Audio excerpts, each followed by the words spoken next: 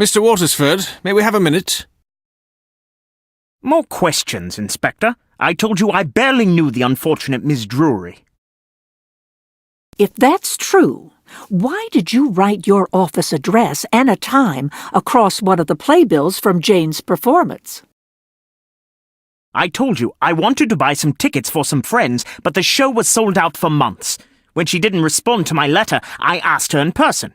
She wrote down my address and agreed to have some tickets delivered then.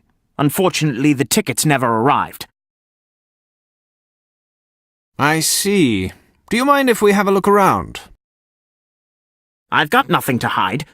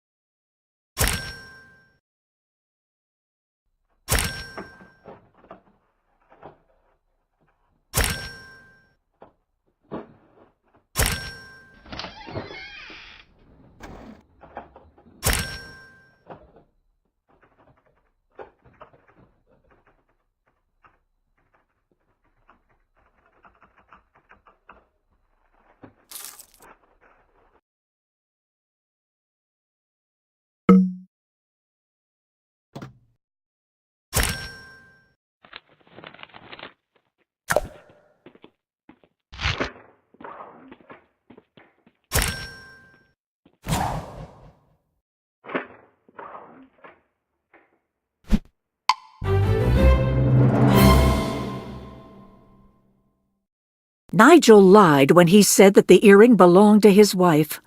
It matches the one Jane was wearing when we found her body. My guess is he lied about that program note as well. Perhaps we can discover more about Jane's relationship with Mr. Watersford at her dressing room. I'll call Emma to meet us there.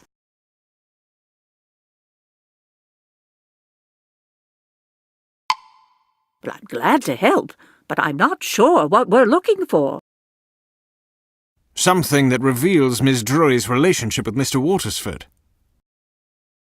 Or at least something that can provide a new lead.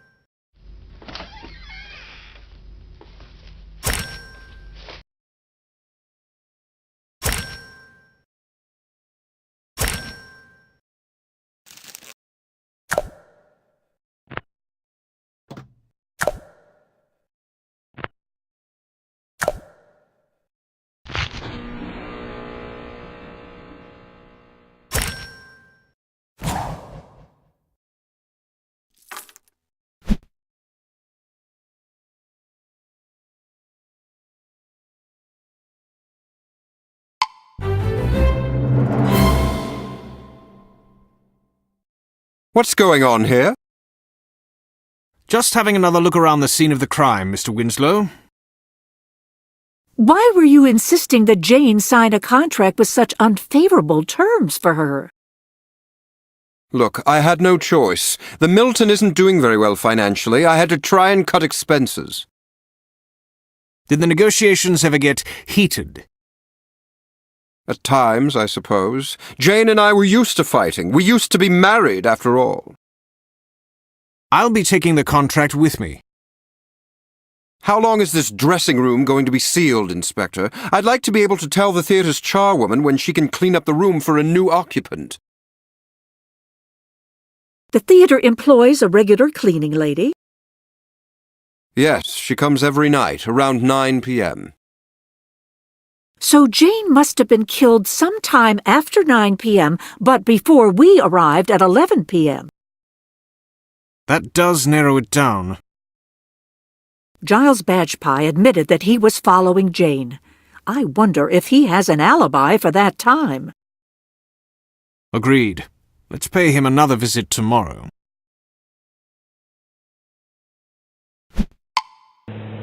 The office is unlocked, but no one's here.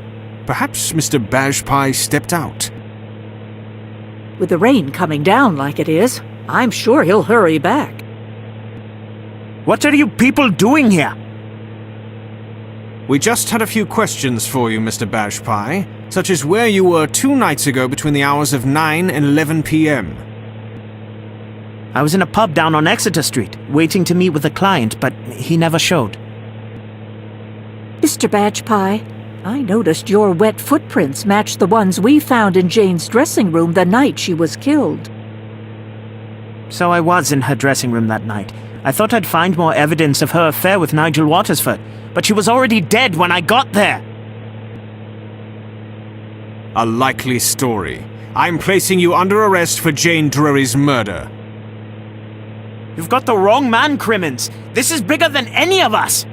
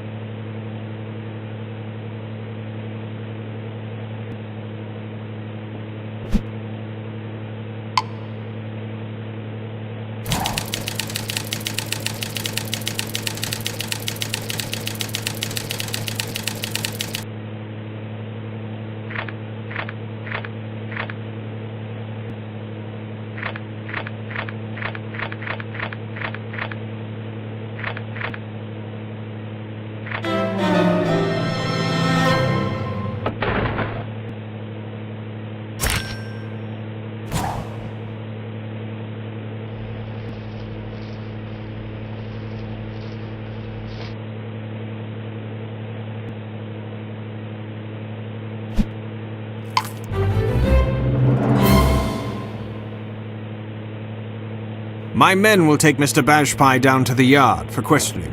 In the meantime, would you care to accompany me to Welling Hall? Mrs. Watersford will want to know what happened to her private investigator. I'd be happy to.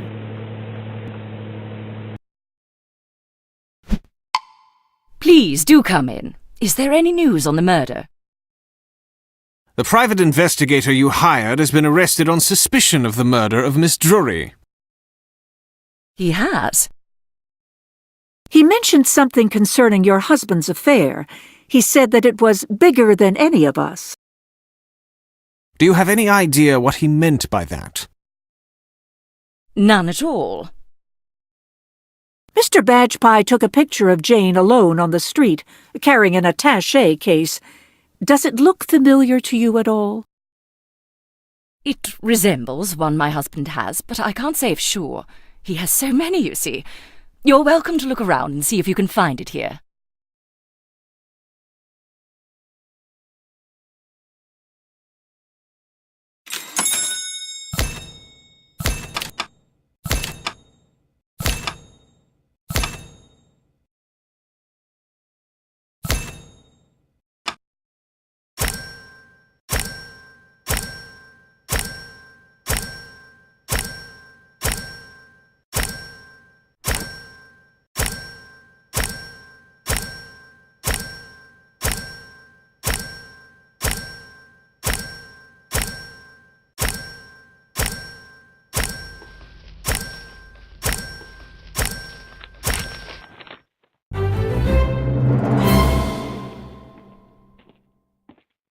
The briefcase in the photograph isn't here. Perhaps Jane took it from Mr. Waterford's office. I'm beginning to wonder if there was something in it that could have gotten Jane killed. If it belonged to Mr. Watersford, he would be the one to ask about its contents.